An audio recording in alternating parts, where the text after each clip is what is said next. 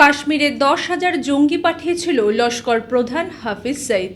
খোদ পাকিস্তানের মাটি থেকে ফাঁস হলো সেই বিস্ফোরক সত্যি। ভারতের দীর্ঘদিনের দাবি এবার প্রমাণিত পাকিস্তানি ধর্মীয় প্রচারকের মুখেই। আন্তর্জাতিক চাপ আর বিশ্বমঞ্চে সাধু সাজার মুখোশ এবার এক ঝটকায় খুলে গেল পাকিস্তানের। সম্প্রতি 14ই আগস্ট পাকিস্তানের বাহওয়াল নগরে লস্কর ঘনিষ্ঠ একটি সমাবেশে বক্তব্য রাখার সময় এই বিস্ফোরক দাবি করেছেন পাক ধর্মীয় প্রচারক আল্লামা নাসির মাদনী। অসুস্থতা থেকে সুস্থ হয়েই হাসপাতালের শয্যা ছেড়ে প্রকাশ্যে এসে তিনি বলেন, লস্কর-ই তৈবা প্রতিষ্ঠাতা হাফিজ সঈদ তথাকথিত মাতৃভূমির জন্য আত্মত্যাগ করেছে এবং কাশ্মীরে পাঠিয়েছে প্রায় 10,000-এর বেশি জঙ্গি। পাকিস্তান এতদিন বারবার দাবি করে এসেছে যে তারা সন্ত্রাসবাদের শিকার এবং হাফিজ সঈদ তাদের জেলে বন্দী। কিন্তু নাসির মাদনীর এই বক্তব্য প্রমাণ করে দিল কিভাবে পাকিস্তান দিনের পর দিন জঙ্গিদের লালন পালন করে ভারতের নাশকতা চালানোর জন্য পাঠিয়েছিল।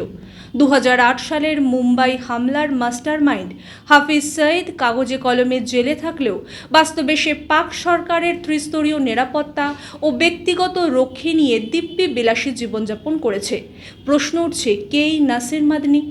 রিপোর্ট অনুযায়ী লস্কর-ই তৈবা ও জৈশ-ই মোহাম্মদের মতো নিষিদ্ধ জঙ্গি সংগঠনগুলোর সাথে সরাসরি যোগ রয়েছে এই সোশ্যাল মিডিয়া ব্যক্তিত্বের। 2020 সালের বন্দুকের মুখে অপহরণ ও মারধরের শিকার হয়ে খবর এসেছিলেন তিনি। আর এবার 3রা জুলাই হৃদরোগে আক্রান্ত হয়ে মুলতানের হাসপাতালে ভর্তি হওয়ার পর প্রকাশ্যে এসেই উস্কে দিলেন নতুন বিতর্ক।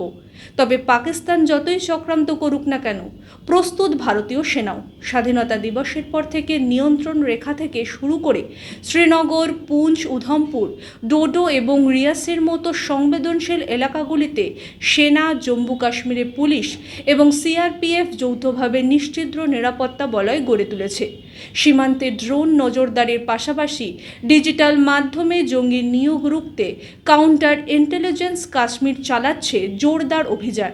পাকিস্তানের এই স্বীকারোক্তির পর আন্তর্জাতিক মঞ্চে তারা কি জবাব দেবে সেটাই এখন দেখার। দেশ বিদেশের এমন আরও গুরুত্বপূর্ণ ও রোমাঞ্চকর খবরের আপডেট পেতে আমাদের মাধ্যম নিউজ চ্যানেলটিকে সাবস্ক্রাইব করে পাশে থাকা বেল আইকনটি প্রেস করে রাখুন।